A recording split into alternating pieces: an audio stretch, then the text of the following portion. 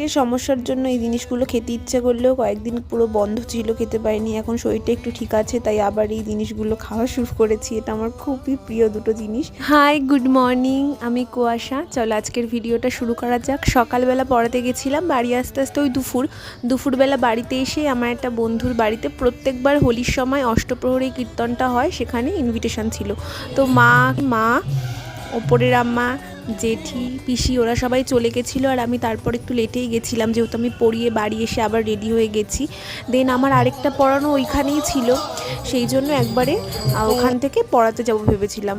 আর কীর্তনটা একটু লেটে শেষ হয়েছে, আর কীর্তনটা শুনতে এত ভালো লাগছিলো। আমি কোনোদিনও কোনো কীর্তন এত মন দিয়ে শুনি না, কেন আমার গানগুলো শুনতে এত ভালো লাগছিলো। চলো সেই ব্যাপারটাকে এক্সপ্লেন করি। আমি যখন গেছি তখন ভোগ আরতি চলছিল, আর সেটার অনুযায়ী একটা গান হচ্ছিলো, এর জন্য শুনতে খুব ভালো লাগছিলো। তারপরে বাতাসা লুটের সময় একটা বাতাসা লুটেরই গান হচ্ছিলো। তারপরে ওরা পরিবারের সবাই চারিদিকে ঘুরছিল, সেটা অনুযায়ী সেটা একটা গান হচ্ছিল।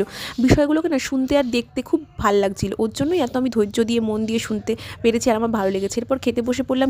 খিচুড়ি, পায়েস, লাবড়া, মিষ্টি, চাটনি, পাঁপড় ছিল। তারপর আমি পড়াতে চলে গেলাম। আজকে এইটুকুই, দেখা হচ্ছে অন্য ভিডিওতে।